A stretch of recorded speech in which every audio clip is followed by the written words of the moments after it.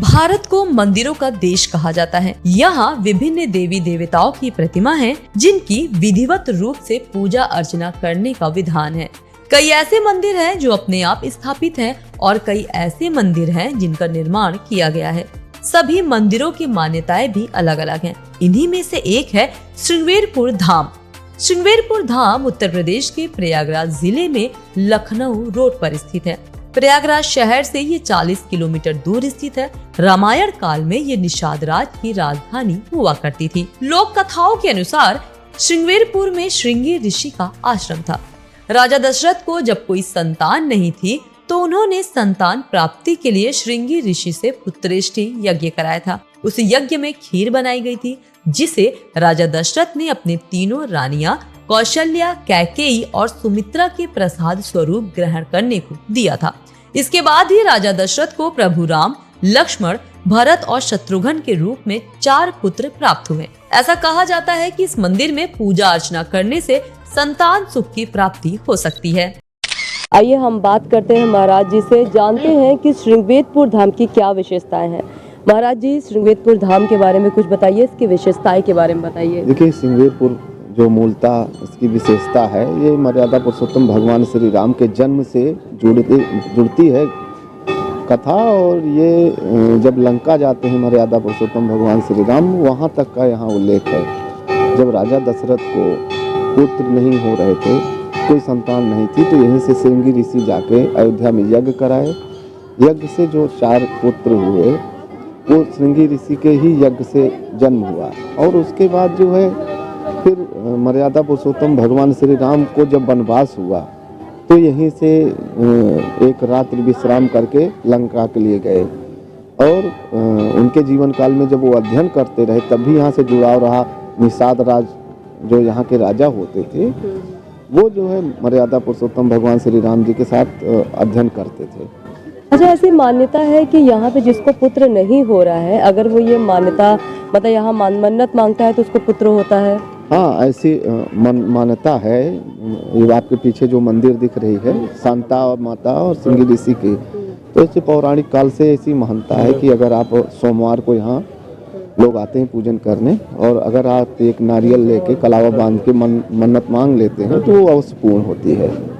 हाँ। अच्छा, यहाँ बोला जाता है कि भगवान राम की बहन की भी मंदिर है, वो यहाँ आई थी, श्रृंगी ऋषि से शादी हुई थी उनकी, इसके बारे में क्या है? देखिए, श्रृंगी ऋषि जब यहाँ से यज्ञ कराए वहाँ जाके अयोध्या में, तो राजा दशरथ की तो संतान थी नहीं, तो राजा रोमपाद की पुत्री को उन्होंने गोद लिया और यज्ञ के बदले उन्होंने सेवा के लिए शांता माता का उनसे शादी किया। हाँ, उनका जो विवाह हुआ उनकी सेवा के लिए, तो तब से उनका स्थान यही शांता माता और श्रृंगी ऋषि यहाँ निवास। आप श्रद्धालुओं से क्या कहना चाहते हैं? महाकुंभ आ रहा है, क्या कहेंगे श्रद्धालु को कि यहाँ पर आए? देखिए, श्रृंगेरपुर का बहुत ही बड़ा महत्व है। पिछले कुछ वर्षों में योगी सरकार जब से आई, ये विश्व पटल पे जा रहा है, तो यहाँ का पौराणिक महत्व रहा है। जैसे चित्रकूट का है, अयोध्या का, वैसे यहाँ का भी महत्व है।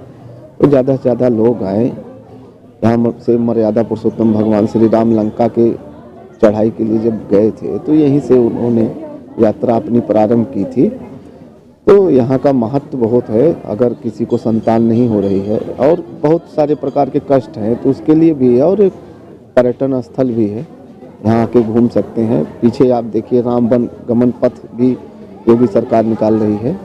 5 घटवा स्नान एक होता था, उसके लिए पथ बन रहा है। यहाँ से 5 घाट एक साथ जोड़ देंगे, तो योगी सरकार में कार्य भी हो रहे हैं और ज़्यादा से ज़्यादा श्रद्धालु आएँ, यही अपील है। महाकुंभ में तो ऐसे विदेशी आते भी हैं, बीच बीच में आते रहते हैं, और भी श्रद्धालु आने वाले हैं। आप जगत गुरु जी को सुन रहे थे, अभी हम आपको इस मंदिर के बारे में और बताएंगे। उत्तर पश्चिम की ओर स्थित सिंगरौर नामक स्थान ही प्राचीन समय में श्रृंगेरपुर नाम से परिज्ञात था। रामायण में इस नगर का उल्लेख आता है। ये नगर गंगा घाटी के तट पर स्थित है। महाभारत में इसे तीर्थस्थल कहा गया है। पौराणिक कथाओं के अनुसार माता कैकेयी की इच्छा और पिता दशरथ की आज्ञा पर प्रभु राम जीवन संगिनी सीता और अनुज लक्ष्मण के साथ जब वन जा रहे थे, तब वे निषाद राज की राजधानी श्रृंगेरपुर भी आए थे। यहाँ से ही उनको गंगा नदी पार करके आगे जाना था। रामायण में यहाँ से जुड़ी है एक रोचक घटना। कहा जाता है कि भगवान राम, सीता और लक्ष्मण गंगा को पार कराना चाहते थे, लेकिन मांझी ने उनको नदी पार नहीं कराई। उसे डर था कि उसकी नाव कहीं स्त्री न बन जाए, क्योंकि उससे पहले प्रभु राम ने शीला बनी अहिल्या का उद्धार किया था। ऐसे में उसकी रोजी रोटी कैसे चलेगी? इस वजह से प्रभु राम को इस क्षेत्र में एक रात बितानी पड़ी।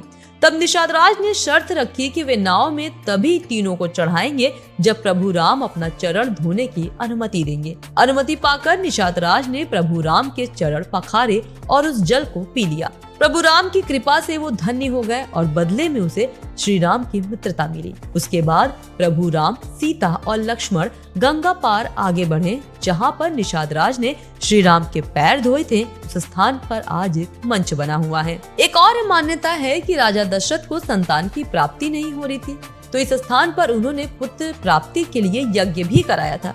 इस वजह से आज भी निसंतान लोग श्रृंगवेरपुर धाम आते हैं, यहाँ पूजा पाठ करते हैं, खीर और रोट का भी भोग लगाते हैं, इसे प्रसाद स्वरूप ग्रहण भी करते हैं। कहा जाता है कि श्रृंगवेरपुर धाम में पूजा अर्चना करने से संतान की प्राप्ति की मनोकामना पूरी होती है।